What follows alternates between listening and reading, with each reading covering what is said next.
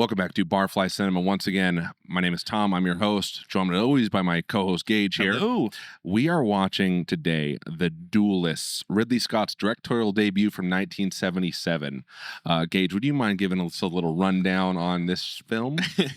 This is 1800s France, like Napoleon era, pre-exile Napoleon. Yeah, it's like goes from like 1800 to 1812 or something, right? In the movie, or 1816. 1816, yeah. But anyways, So it follows a 15-year feud. It's based on a true story. Follows a 15-year feud against two guys after one perceives an insult from the other, a slight, and challenges him to a duel, and it essentially just goes from there. Like, one doesn't die from the duel. It's always something that's getting in the way from them finishing their duel, because this is really a movie about honor. Basically, Keitel's character is kind of a loose cannon. He kills the mayor's son of the town that he's in. Did he kill him or just injure him? He looks... Oh, he's because he heard him through. But they say the guy says he's alive, more or less. Like, he's gonna live, but he's never gonna be the same, basically.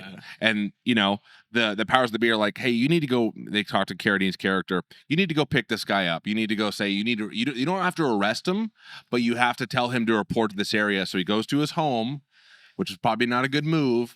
And Carradine's like, you basically got to come with me, please. You need to talk to certain people, certain things. We need to do this thing right. And Keitel goes from 0 to 100 real quick and says, I challenge you to a duel. I want to kill you right now. And then this whole thing spirals out of control. He's like, what the heck? He's like, whoa. Like, this is crazy. And then slowly but surely over the years, they go through these duels, and Carradine's kind of, he's avoiding him, but to really avoid him would mean dishonor. And that's one thing you cannot have. Can't have that in these days. So Keitel is always kind of pursuing him. This thing is all embroiled in these Napoleonic, these conquests that they're all doing. They're traveling all over the place, and they're taking part in these wars, but always in the background is these duels that come up periodically. And they're all a function of like Keitel's like obsession to have satisfaction, what they call satisfaction. They say that in the beginning of the movie, they're like, satisfaction is like, it's like the path of a Frenchman or something. Like there's some of the narration doesn't work, but I like some of like the very first narration works for me a lot. Well, because it's just exposition. It's exposition. It sets it up. It sets up the idea of honor and satisfaction and why two men would duel to do this.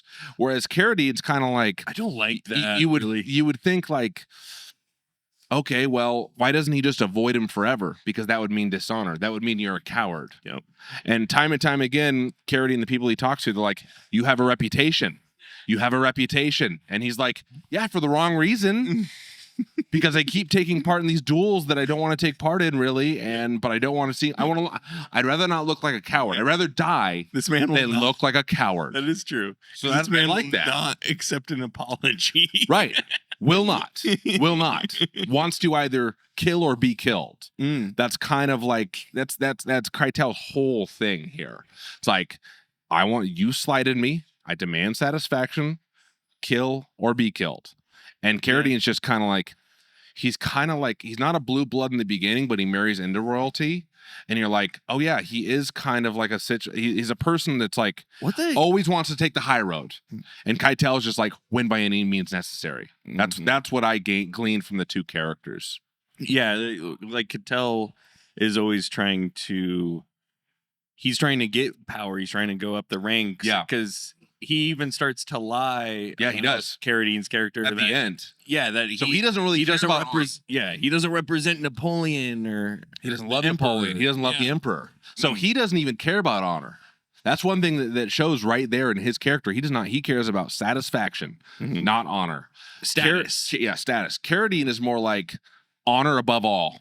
Honor above loving a woman, honor above family, honor above maybe even country at this point, because they engage in these duels totally anathema to like fighting in these wars. Like this is a whole thing where it's like, okay, we're gonna stop everything and we're gonna fight these duels in the middle of these war events. Yeah, it's crazy. To the point where they're still dueling, and Napoleon is exiled by 1816. You know, like so they've kind of lost the reason to keep doing all this, to go on these excursions. They lose it kind of early on. They do, because Carradine doesn't even know why they keep fight, even from the beginning. Yeah, the very beginning, when his like lover asks him, "Why are you even fighting?" I haven't asked him. I haven't the slightest idea. So there you go. That's what I wanted to talk about. There's a lot of dramatic irony in terms of the comedy here. You're right. It's dry. Okay, I will agree. If this sounds like an absurd story, it is. And the movie plays it so dire. It's dry. It's dry. It's dry. It's dry. For sure. But there are so many lines in this where it's like, oh man, it's just like, he's most unreasonable. It's not played. Carradine doesn't speak a lot of these lines there is comedy there, but you got to look for it. He's like, he's unreasonable. Yeah. But he's doing it in the most polite way. It's like, hey, he's trying to kill you, dude. Like, this is crazy shit. It is true. It just comes off so. Oh man, so dull. I don't think it's dull at all. It's not like Barry Lyndon, which this movie's super inspired by, where Barry Lyndon has a great dry sense of humor, like that is this perfect irony on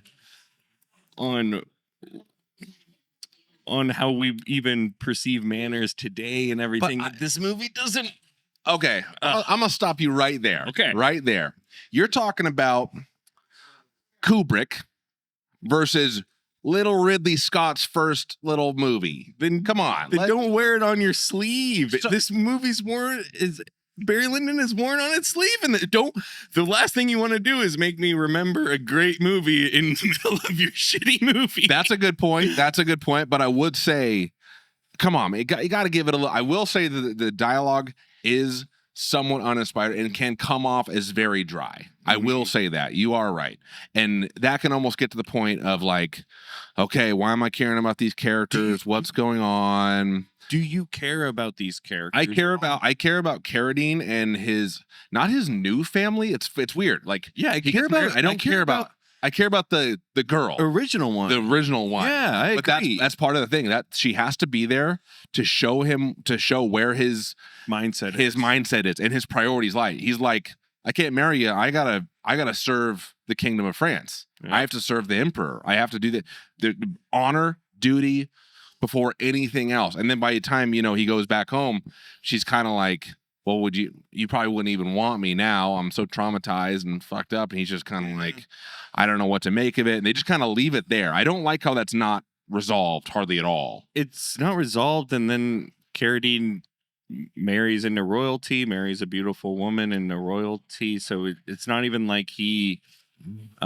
it gives it some stakes, though. It gives it some. But it's not like he sacrificed anything. I think it goes to show sacrificed he's limping at the end. I think it goes to show that he can't insulate himself from this, no matter how high he climbs in society, no matter how high he climbs in the ranks of whatever the powers that be. Basically, like, yeah, you're a colonel or whatever. Towards the end, he's like one of the highest ranks, and it's like, well, even though I cannot refuse this man's challenge. I just can't do it. We have to finish this. He keeps getting drawn back to the point of, there comes a point where Keitel is basically going to be executed for his fealty to the emperor who has been exiled. Napoleon's been exiled, and they're basically hunting down these generals. Not even hunting down. They're just saying, you're going to be killed for your crimes against the new royalty or whatever they call it.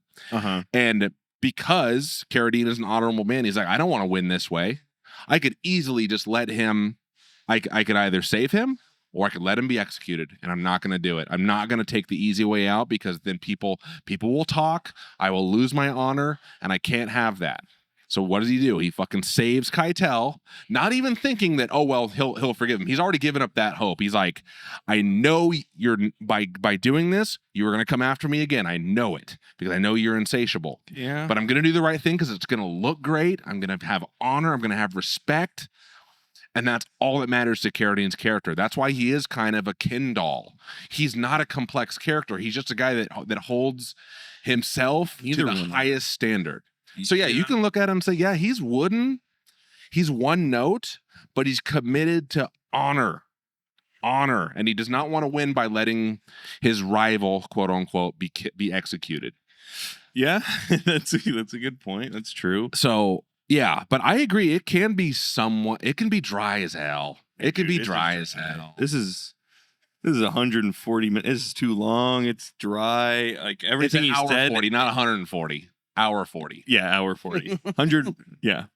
100 minutes long. 140 minutes. Then we could talk. 100 minutes long, an hour and 40. Not like Ridley Scott's real Napoleon movie. That's oh my gosh. That's 160 minutes, close to. But no, that's a good point, and it kind of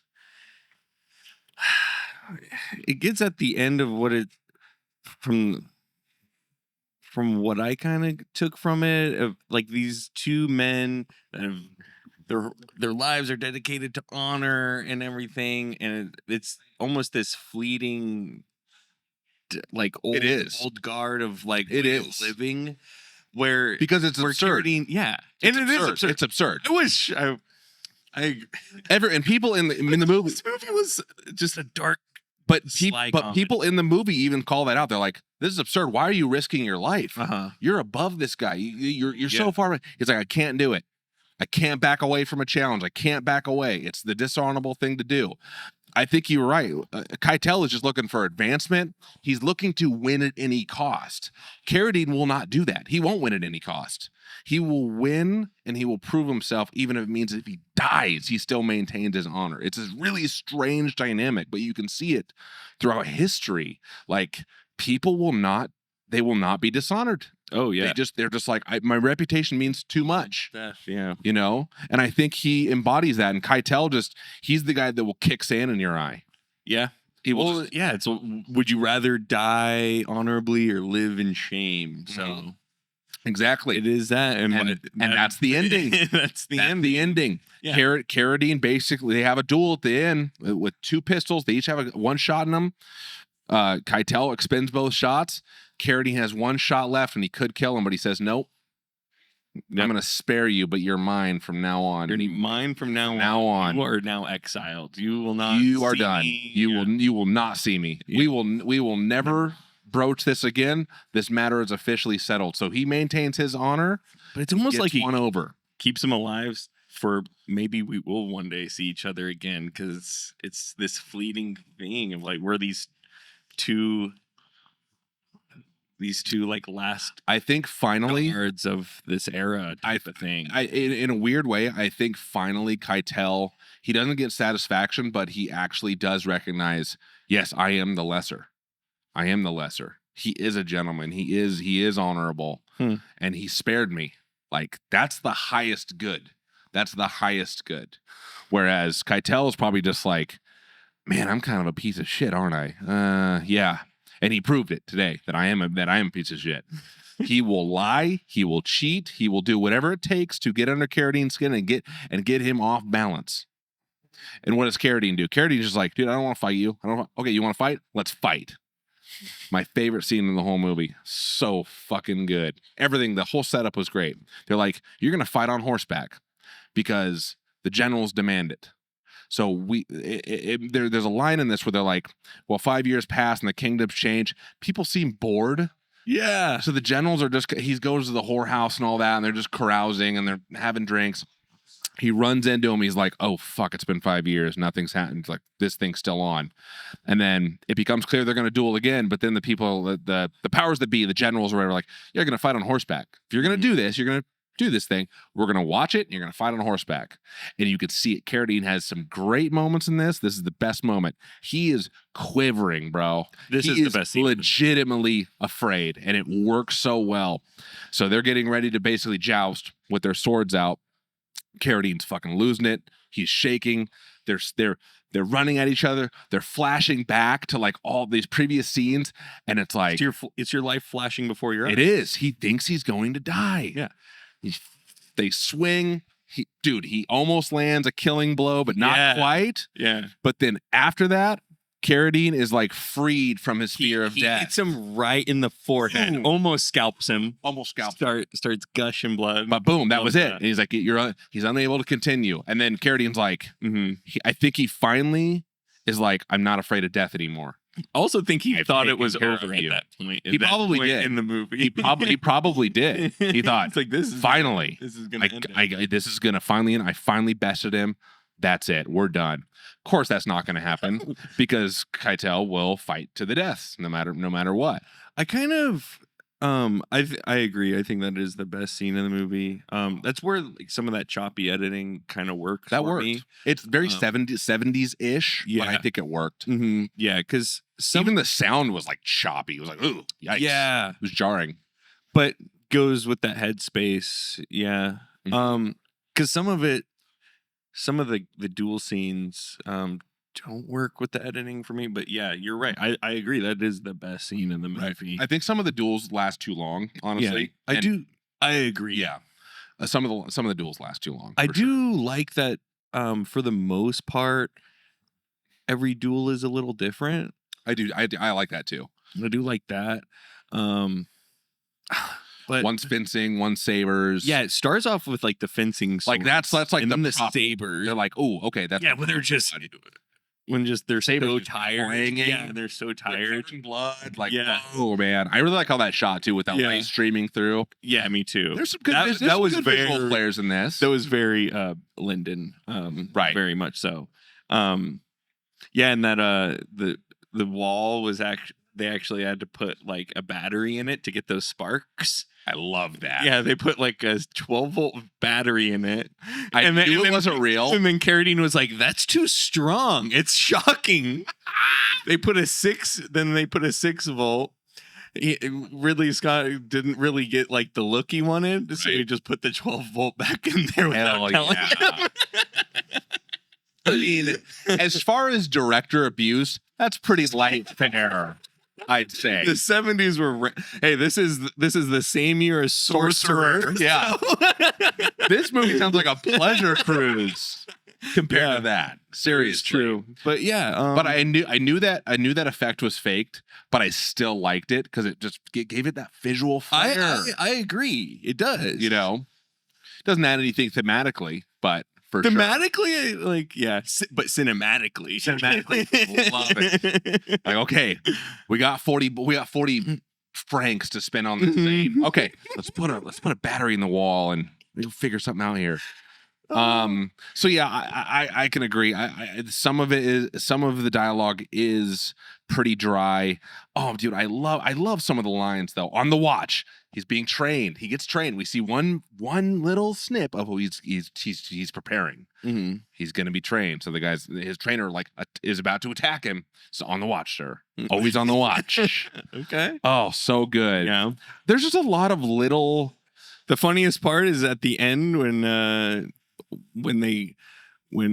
Feraud's Goonies come back and try to get him into a duel again. They're like, "We heard you were an honorable man." He's like, "I am. I am an honorable man. Yeah, I have to do this. If he challenges me, I have to do it." And you can tell he like there. I love that scene where I'm too. Like, some of this comedy is missing. I feel like this more. You need more comedy. I need more comedy for the situation. I wanted this to be like, dude, from the description, I'm like, I'm in. This is gonna be a set of duels, and they forget why they're even in the fight in the first place. I think the absurdity works. I think you're right. We could use some more lines to add to that absurdity. We need more absurdity. We need more also just the scenarios that they find themselves coming across paths, because a lot of it is just, oh, I'm now in a bar, and oh, he's here too, and I tried to get up, and he stood up at the same time. Well, if you think about it, it's like, yeah, that is true. But a lot of them is like, how are they even finding each other? They're not getting 5 years, man. Yeah, you're gonna see each other once in 5 years. And I was a little. So are they in different battalions? Dude, okay, so this is actually a very interesting part about this movie. There's a caste system in the Imperial Army. Okay, so it's like Keitel is one of the higher castes for some reason. There's one like it's 7th Baron or 7. There's different casts of them. That's why in that thing he's That's like, why he feels dishonored when he comes, because he's lower rank and he's coming to him of you can't do this. That's thing. it. But it's not just a rank thing. There's some kind of caste system behind the scenes too. So the ranks are equal, but there's a weird like it's like they use some weird word. I should have wrote it down. But it's like near the end, Keitel's like, we don't canoodle with people like him, and then the other guy knows what he's talking about. It's like, yeah, he's a lower caste. Okay. It's weird. It's weird. And it's a throwaway line. And it drives me crazy they didn't hit that harder. But it makes sense why the feud goes on as long as it does. He does feel slighted by someone who's basically lower status by birth almost. Okay, I wish they would have spelled that out. They should have just said that a little bit, or even have Carradine's character acknowledge that, because every single time he's like, I have no idea. But then if you notice, he eventually he gets in good with the new royalty, and then he is higher. Yeah. And that's another slight to Keitel's character. He fucking hates that. How did he even get into that? I feel like a lot of this movie is kind of just scenes happening. No, it's explained. His sister married into it. Is that who the redhead was? Yep. Okay. Yep. So at first when they were walking together, I was like, oh, he got married. Oh, those are his kids. No, those are his nephews. Okay. And that's his sister. All right. That's why she's like, we're going to arrange your marriage because that's how rich people do it, dude. Wake the fuck up. And he's like, I'm not really into this whole thing. People still do that. And then she's like, no, you're doing it. And then, of course, they arrange the marriage and everything's fine. That was that whole scene. Yeah. Okay. So everything is done, but it's not done in a subtle way. I will say it's kind of sloppy. It's sloppy. It's a little that last third is kind of rushed. It feels like a rushed novel or something. Yeah, it is. Like, and this is based on a novel as well. That makes sense. So they probably skipped over 20 pages, but it was like that shows that he is part of royalty now. And obviously, I mean, it's two extremes. Keitel's about to be put to death for basically sedition, and Carradine is like holier than thou, and he's going to be like a duke or a king one day. Yeah. So that's even more. Keitel's more eaten up. You know, he keeps moving his way on royal family. Right. Okay. So that feeds into it. So I read some stuff on Reddit where it was like the motivations are unclear. I'm like, they're clear as day. You just have to look for them, and they're really bit hard, and they're cues that you have to look for. So probably if you read the book, it makes more sense. But I was never confused about, man, this guy's just a dick. No, it's like, he's eaten up. I wish, honestly, that makes it that makes it way more interesting. He's fucking jealous, and he's also envious. Yeah, he's so eaten up by the fact that the Boy Scout wins. Mm-hmm. And he's done everything. He's done everything for the emperor. And he's like, you know what? I'm going to drag the one thing that matters to Carradine is my name. What does Keitel do at the end? Drag his name through the mud. Say he never loved the emperor. He's a traitor. He needs to be drawn and quartered. Da da da da. So then Carradine's like, okay, I'm going to face you again. And this time I'm going to finish it. And you're not. That's what I love about that last scene. Yeah. You're not quite sure what's going to happen. Yeah. I thought I knew what was going to happen. I was like, bro, what's going to happen? Is he dead? Right. Doesn't say anything. Just starts running. Right. Again, another kind of funny moment. Yeah. Good moment. But that's an interesting point. That's kind of a missed opportunity to me. I agree. Because that gives Keitel's character more nuance, more the worst word in the English language, nuance. But right.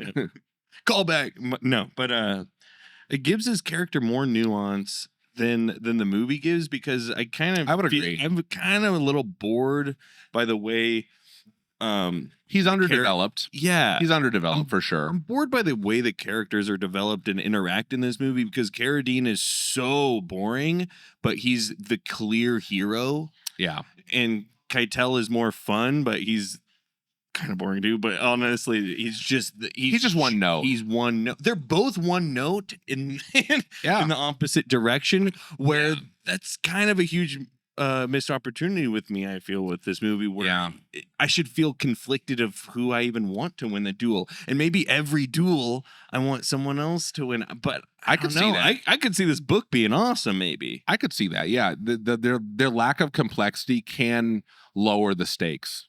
Yeah. I think you're right about that. That's kind of just how I felt during it. Like, first 2/3, I was looking at this as an allegory for death. I was like, me too. Keitel is just death. He's relentless. He can't be reasoned with. He's not going to be bargained with. He's inevitable. He's coming.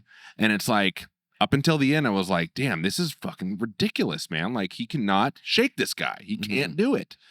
But then at the end, it's like, okay, no, there is. I don't know what dissuaded me of that allegory. It was more just like, oh, so Keitel is just consistently talking about honor too. Well, it's when he's sitting in the bar and the guy's like, hey, Carradine just got married to this, so they kind of, fate keeps bringing them together. But then, of course, the inevitability never happens because Carradine does eventually win the final duel and kind of puts him under his thumb, so to speak. But you've definitely swayed me. I didn't love it. You swayed me too. I don't think it's a great film. I think it has a lot to like, but yeah, you're going to be bored out of your mind if you're looking for really deep character development and complexity. There's not a lot of complexity. Honestly, if you don't need a period piece. That's true. There's a lot of complexity in period pieces though. I mean, the political intrigue and stuff. And that's kind of all plays in the background of this thing. It like serves as a setting, but not really like a character. Yeah, that's true. And that's the thing. I think you might be bored at this, even if you don't want all the complex, if you just want a fun time, because it's not that fun. Like it's not that fun. I don't know. I think the choreography is well made, but it's definitely not decent. Fun. Yeah. Like this should either be like complex and serious. It's serious, but it's not complex. It's pretty straightforward. There's not a nuanced character in this. They're all they're doing their job. His girlfriend's like the most. Like she's the most complex. You're right about that. And she gets some of the best dialogue. Like she's the most naturalistic. His first girlfriend was the most complex character. And she was really well acted too. She was. Yeah. So yeah, more of that, I think, cuz you're just following him. You never even follow Keitel like doing his thing. Yeah. You start off. You wonder what he's been up to, because by the end it's like Keitel's looking spry and fit, and our hero is broken down, man. He's ready to. He's just this side of death, man. After that second duel where they fight with the sabers, like Carradine never fully recovers all those years. Like he got messed up. Yeah, like he's limping and he's. It shows. Yeah. It shows. And it shows like all those years. And then Keitel's kind of just fine. I do like that hard cut where they go from, okay, they're freezing ass cold in Russia, and then boom, hard cut to he's walking with his nephews. It's like, I like that too. Ooh, some time's passed. Yeah. Napoleon's going down. I just like how there's a stark demarcation line there. And I'm like, how did you not get one typhus? You didn't get infected. Like, dude, that was just it. You get sliced, you're done back in those days, man. I know. I could have used a little more of him recovering, and that would have been good for the absurdity. I would love for the comedy to come into that. Absolutely. Have him lose a finger or something, and just, just have him recognize. Or it's almost like where they have to switch how they duel because they're injured. They're oh, we can't swing swords. We have to do a pistol. Yeah. To me, that is kind of like what they were trying to say there at the end. They were like, these are two old men. And plus, the old men and the changing of times. Right. Now gunpowder. Now we can shoot each other. And not in the honorable way. Like if you think about it, it's like, no, we're gonna skulk. We're gonna hunt each other in the woods. That's great. Because when I was first watching it, I was like, oh, they're gonna take 30 paces and turn around and do it. I was like, that's gonna be lame. But they turned it into like a cat and mouse. Walk straight. That shot really, I think it shot really well. I like where they shot it. All the shooting locations are great. Obviously, they're over in some place that has old castles and I know. This was shot for $850,000. So good money. Good. So you wouldn't be able to get those locations with that budget nowadays. Holy shit! Right. But yeah, that's a great point. But yeah, some problems I had with it. We've talked about the weird accents. It's all varying actors from all over the globe, and they're speaking English. Doesn't work for me here. It works for me perfectly in Amadeus. I can't even explain why. I gotta watch that. I haven't seen that. I gotta watch that. But I felt with this, it feels so like kid play. Kid play. Like I don't get it. It feels they're trying to be French and everything, and their accents are. It feels like kids just playing. Well, their hair, like even if their hair is. Oh no, I agree. Oh, it looks bad. I see what you mean. They're playing dress up. They're playing dress up. It's kids at play. Oh, totally. You're totally right about that. I totally agree. The first time you see Carradine in his military garb, you're like, what is this silliness? Supposedly, those garbs were so expensive too for the budget. They were like 20 grand of the budget. It looks good. They do eventually look good. Like, I think nothing looks out of place here. Yeah. But yeah. Oh, dude, you're right. It is kind of kids playing dress up. It doesn't feel genuine. I can't even deny that. I can't deny it. The most natural they look is when they're dueling and they have like their loose, like, I think their clothes on. That looks they almost look like pirates. They do. Yeah. They do. Like the puffy shirt. Yep. The puffy shirt, the sabers, the headbands. Yeah, I love that. She has a line his like, so when I want to expand a little bit on the whole arranged marriage thing. I love the idea of like, he wants to live a good life, but he's also like, he's just so humble. He's such a humble guy. I mean, it goes to his character, but I just love that line from his sister where it's like, nothing sensible goes out of fashion. And it goes against everything that he's dealt with. He's dealt with war. He's dealt with these duels. He's dealt with disease. You know, he's known people that have lost so much in their life, and he's just like, maybe, you know, this is the way to go. I don't know. It's like nothing makes sense. It's amazing that he maintained his sanity through everything. You know, and I can't say the same thing for Feraud. It seems like he's kind of crazy from the beginning. And hungry for power. Dubert. Now that we're 40 minutes into this, I'm start calling by their real names. Like Stu Hubart or something. Yeah, he's kind of like, he's trying to make sense of something that inherently doesn't make sense. Why are you trying to attack me? Why are we in these wars? What is going on? I just got to watch my own. I got to be honorable. I got to do the best thing I know what to do, and it works. And then when it finally comes to him, you know, finding a wife and being happy, it's like, okay, I'll just do what my sister says. She knows better about organized society. And then before you know it, he's like involved in royalty and all this. So it's always like the decency is the way to go. You know, maybe that was the way to go, rather than Keitel's character. It's just he'll do anything to advance, but then he's left with nothing. He's left with nothing by taking the low road. He would never be chosen to be a royal, even if he didn't stick with Napoleon. So just be the lapdog and you'll get everything you want. Do the right thing and you will be a party to unknown riches, including saving your own life. Okay. And finally settling it and maintaining your honor and maintaining your humanity by not killing your rival. But in that last scene, I do feel like there is a sadness in Keitel's eyes where he wishes he would have been killed. Oh, I think he knows he wishes than death, but he would have at least been killed in a battle or a duel or something. That's more honorable than. And Carradine deprives him even of that. It's the best revenge. Yeah. I'm not giving you an honorable death. It's what happened to Napoleon himself. It's perfect. So it's kind of like the ending a lot here. Okay. That's about all. I mean, I think for a first major film, it's well made, it's well shot. So the next thing would be Alien, right? So he made. I think you're right. After 79. Alien 79, and this is 77. So somebody saw this and said, sure, give that guy some money and make a Alien outer space. Vastly different movies. Vastly different. And Alien is much better. I will say that. But there's a lot to like here too.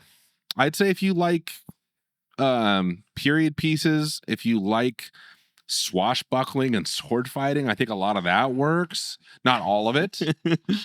Yeah, if you like it, definitely give it a watch. Yeah, give it a watch. It's only an hour and it's only an hour and 40 minutes. Would you recommend it? I wouldn't recommend it. You wouldn't recommend it? No. Okay. I was bored, and it's one of those where it's kind of the worst for me because this is middle of the road. I'm not passionate about it either way. Yeah.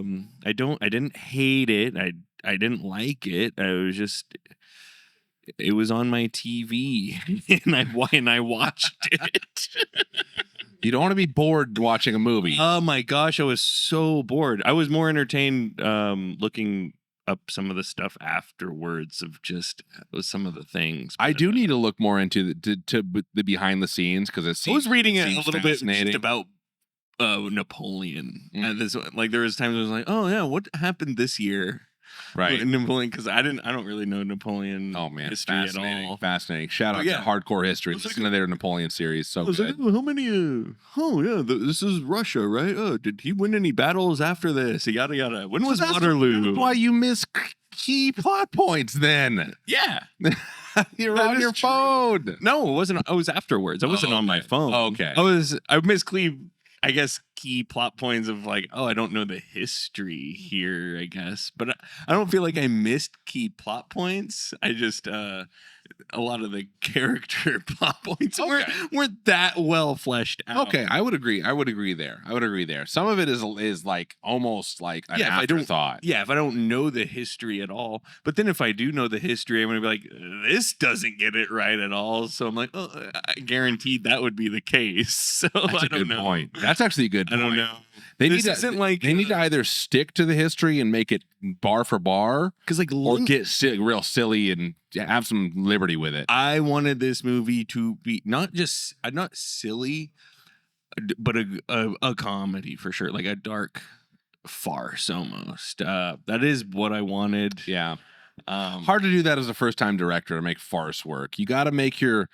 But this is badass. We're making a badass period piece. How do you do this story without like acknowledging the absurdity? I think they do. I think throughout the movie they do acknowledge it. They don't do it in a slapsticky Mel Brooks way, but I think a lot of the characters are like, they call out the absurdity. Even when they're about ready to be done fighting with the sabers, the first saber fight where they have the battery thing, they don't even finish the fight. They pan over to these kids and they're watching it, and the little kid says, "Are they dying?" Oh, that's funny. That is funny. That counts out the absurdity. I think there's a lot about that in this script. Maybe it doesn't all translate to the screen. But yeah, I think it works, man. Yeah, I think some of this works. It's but maybe it should have been more on the nose, or it's just sprinkled in too little, too late. I could see that. Yeah, they need to put a cup of salt and they put a teaspoon of salt in there. I could see that. Yeah, we got to get these wounds sterilized, man. Yeah. I just love that where he's like another absurd situation where he's like, they meet in the bar, or they're about to meet in the bar after 5 years. And he's like, yeah, well, the colonel gave me a fortnight off. Fortnight is 2 weeks. Yep. Okay, I'm going to get out of here. I'm going to have 2 weeks. Then I'll be a major. I'll be above him. He won't be able to duel me. And then that was the contrive. He's trying to get out of the bar. Someone notices, someone recognizes him and calls out his name. And then it's like, and then they cut to him. He's like, fuck, I got to use the next two weeks to train now because I have to duel this guy because I can't cower away. Yeah. I can't back down from this fight. That is true. That's the honor. But you're right. It's contrived. It's contrived. They randomly run into each other. I know. I kind of wish it would have been more like if we are following Carradine, it should have been in the same unit. Yeah. Then it would have made sense for them to be running into each other constantly. Or if we're following Carradine as the main character, the good guy, what if he was just at least getting in situations where he's trying to do the honorable thing but keeps accidentally like sliding Feraud in some way? I could see that for his honor. Yeah, I could see that. Just more of a comedy, where he's trying to do the right thing and not offend Feraud. But it keeps, keeps stepping on it. Yeah. But I think he does that eventually by saving his life. He's like, I'm going to save this guy's life. It's way later in the movie. It is. It is. But yeah. But I think in the original, they're like, this guy's insane. I don't want to deal with him anymore. How do I get away from this guy? And then eventually it becomes clear, I can't get away from him. I can't stop him. No. I have to stop him. I have to just take it head on. That's what I love so much about that last, the setup for the last fight. He's just like, pistols. He sets the terms. He's like, I'm not doing this on this psycho's terms. We're on my land. I'm a royal. I'm not backing down from the fight, but I'm setting the terms so I can maintain my honor. I'm almost certain he was like, I'm going to spare him. Yeah. I don't think Carradine was ever going to kill him. I think Carradine was like, I'd rather die. I'm either going to die or I'm going to dishonor him for good. Is it dishonorable to fake die though? Gotta imagine that it is. Right. And these two guys are they have such a reputation. You can't just slink away. Yeah. Everyone knows who the fuck you are. Well, I mean, also like when he shot him and he just lays there and he's like, did I kill him? And he's like walking up to him. I don't think he was ever actually shot. I think that shot missed. Yeah, but is that dishonorable to fake that? I don't know. Who's to say? Exactly. Who's to say? He kind of outsmarted him. That's how I would say. Outsmarted him. But for sure. That's why he wiggles the leg like, hey, dude, I'm still alive. But is outsmarting dishonorable? Like, that's the whole thing. Like, were the Viet Congs honorable? Like, they were honorable. Yeah. Hey, when you're being invaded, there you go. Yeah. Good point. Yeah. Carradine used guerrilla tactics. That is okay. That's true. He's on his land. You know, like we're gonna go hunt each other in the woods. We're gonna do this barbaric shit. Yeah. You wanted this. I'm gonna set the terms. Yeah. I know these woods. You don't. I wouldn't call it playing dirty. I would say it's getting him to make a mistake. It's goading Keitel, the hothead Keitel, to make a mistake, which he did. Yep. Then he's out. He even tries to fire it again. He dry fires. He's so filled with hate. It's like, all right, might as well just try. Yeah, I do like that. I love that. I think that tells everything you need to know about the character. It's like, whatever. Yeah. Give me what I want. I want this. Yeah. This is gonna be totally anathema to that, but that's very similar to one of the scenes in Breaking Bad where Jesse's about to kill Walt, and it looks like he's really gonna do it. Oh yeah. And then Walt says, "I want this. Do it, do it," because he wants. It's like he wants that storybook ending. Yeah. And then of course Carradine's like, "Nope, I'm not gonna give you what you want. You've been terrorizing me for 16 years. Yeah. And I own you now, bitch. I get a perfect ending. And I get to live knowing you're in exile. You're in exile. You're done. You are no one's. But you know what? I think even then, like, I don't know if he's exiled. It's just more like we're not going to cross paths again. And if we do, I'm going to out you. And that's all there is. But I will keep it close. If this is it, I will keep it close. We will this will not tarnish either of us. Yeah. But it's more like if you ever cross me again, that really will be it. Your reputation will be done, and you will probably be killed. And he can do that because he's all in good with the royals. He could snap his finger. He says that even to those two goons. He's like, for even stepping on this land, I could have you killed. Just whisper it, and you would be killed, and no one would ever think it. This shows his station in life and how playing the high road, maybe being a lapdog in certain respects, but playing it straight and being honorable is the way to go. And Keitel basically sacrifices everything and still doesn't get what he wants. It's a good point. Yeah. I would recommend it with some conditions. Just be ready for some dry dialogue. Get ready for just fights that come out of nowhere, except for the horse fight. I really like the horseback fight. And I like that one too. A lot of really kind of not great dialogue and bad accents. They're speaking English and they're French. So it just doesn't work. So just the themes are what's working for you here? I think the themes work perfectly. They're well drawn. I think the themes work. I think the choreography of the fights work. I think for the most part, the story works. I'm glad it isn't long. They could easily have made this over 2 hours. They didn't. That's what I was thinking. They skip large swaths of time, and they kind of put it on the viewer to be like, oh, this is what happened. Yeah, you got to open up that textbook. Yeah. Oh, this is what happened, you know. Yeah, I'm almost two minds about that. I don't know how to feel of. I guess because I didn't like the movie, I feel like it's already too long. But then I'm like, well, it could be longer, and you That could save it. flesh these things out. Okay. But I think that would only work with just a different tone altogether. Okay. I get that. But yeah. No, but yeah, you've definitely won me over too, and I get what you're saying. Appreciate it. There you go. Appreciate it more than Well, than just my initial. That's thoughts. good. I'm glad I moved the needle a little bit. But yeah, it's not going to be for everybody. It's not going to be for everybody. There's movies that are just, yeah. Man, the costuming in this is so good. The lighting is good. The camera work is pretty well done. I don't know. This needs a. How did you see it? This DVD needs a cleanup. I watched it on Amazon and I really liked it. Okay, good. I was actually HD. impressed. It was HD. It wasn't 4K. It probably needs a 4K. I bet the 4K would be fucking awesome. Yeah, like in terms of visual quality. Yeah, I was happy with the sound is a dirty mixing. looking DVD. It's dude, I can only imagine the DVD of this. Woo! Looks dirty, man. It's like PG, dude. There's blood everywhere, and it's PG. I know it's PG. They were just handing out PGs left and right. I know. Back in those days. Yeah, Sorcerer's PG. Someone get nailed and dabbing. You get freaking the freaking almost scalping. You get the dead bodies. You get amazing cleavage. Good cleavage here. No doubt about that. Some very good cleavage. I didn't have that in my notes, but I agree. Yeah. Okay. Next week we're gonna have an audio only episode of Bubflow 66. Make sure to tune in for that one.